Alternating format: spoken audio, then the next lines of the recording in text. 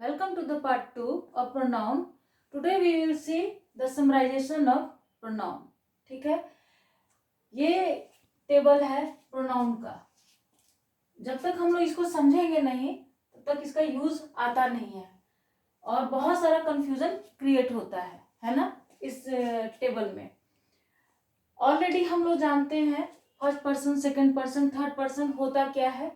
ठीक है, उसको यहाँ पे मैं अलग से समझाई हूँ. फर्स्ट पर्सन सिंगुलर में आपका आई है, वी है. सेकंड पर्सन में आपका यू है. ठीक है, ऑलरेडी हम लोग जानते हैं.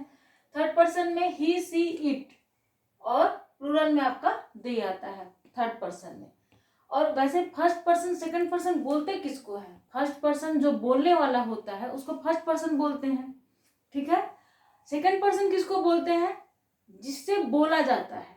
ठीक है, तो ये आपका फर्स्ट पर्सन में दोनों हो गया, जो बोलने वाला होता है. आई भी बोलता है, वी भी बोलता है. ठीक है, स्पीकर होता है.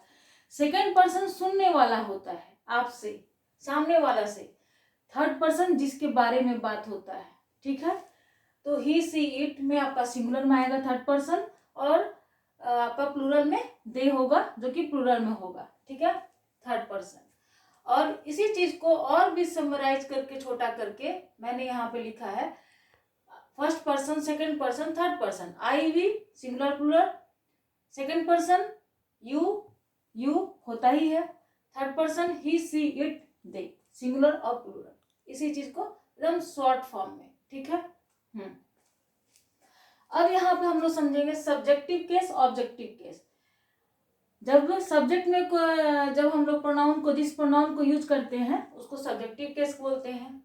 और ऑब्जेक्ट में जब हम लोग बात करते हैं किसी प्रोनाउन का तो उसको ऑब्जेक्टिव केस में लिखते हैं. ठीक है, आई का मी होता है ऑब्जेक्टिव केस. आपका सब्जेक्टिव केस आई का आई हुआ.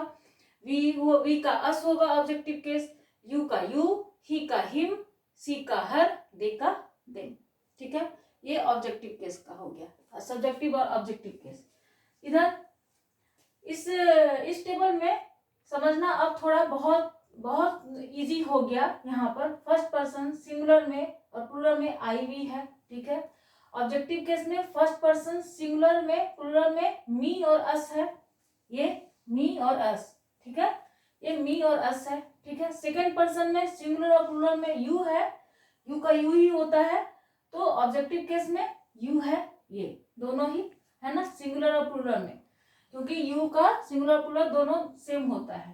ठीक है, थर्ड पर्सन में सिंगुलर और प्लूरल ही, सी, इट. ही का हिम, सी का हर, इट का इट और दे का देम होता है.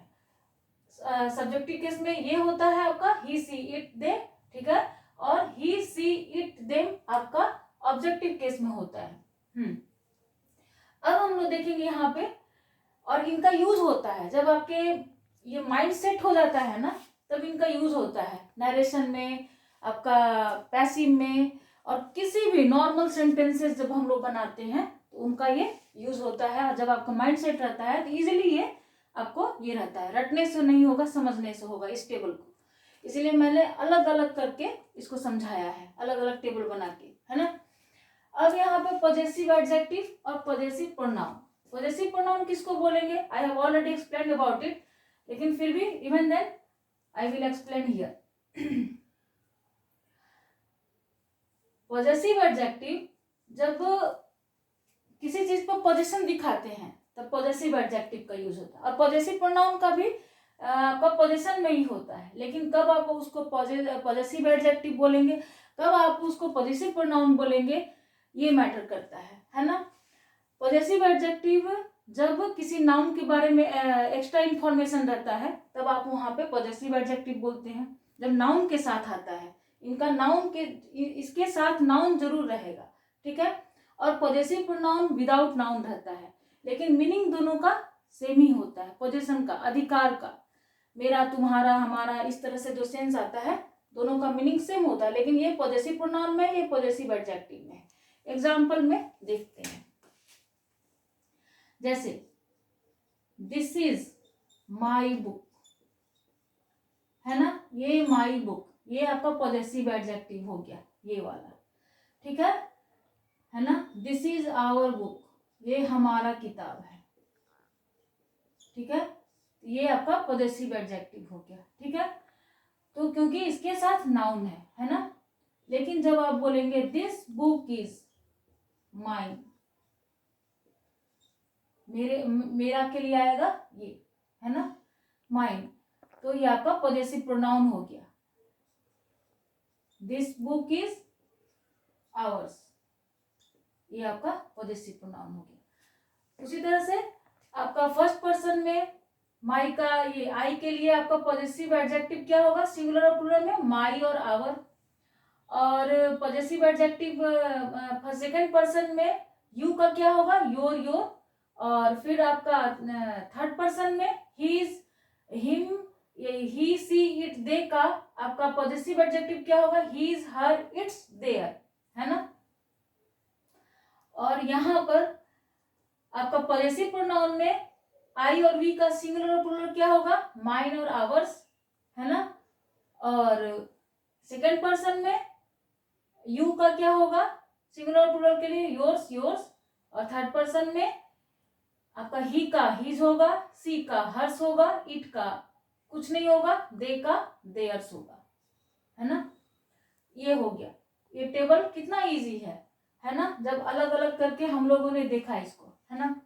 अब देखिए यहाँ पे ये क्या हो गया, ऑलरेडी मैंने बताया है, यहाँ पे ये प्रोनाउन हो गया क्योंकि इसके साथ नाउन नहीं है। यहाँ पर डिस्ट्रीब्यूटिव प्रोनाउन है, ये डेमोन्स्ट्रेटिव प्रोनाउन है। यहाँ पे आपका दिस बुक, ये आपका डेमोन्स्ट्रेटिव एडजेक्टिव है क्योंकि ये नाउन के साथ आया है ना। दिस, दैट, दिस, दोज, ये आपका डेमोन्स्ट्रेटिव एडजेक्टिव। और डेमोन्स्ट्रेटिव प्रोनाउन भी होता है जब वो नाउन के साथ आए तो डेमोन्स्ट्रेटिव एडजेक्टिव, विदाउट नाउन है तो डेमोन्स्ट्रेटिव प्रोनाउन है ना।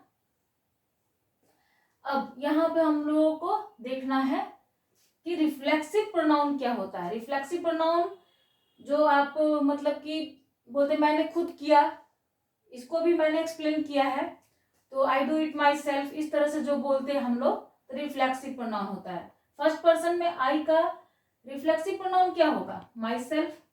फर्स्ट पर्सन में प्लूरल में आपका वी के लिए रिफ्लेक्सिव प्रोनाउन क्या होगा, आवर सेल्फ। सेकेंड पर्सन में आपका यू का योर सेल्फ और योर सेल्फ प्लूरल में।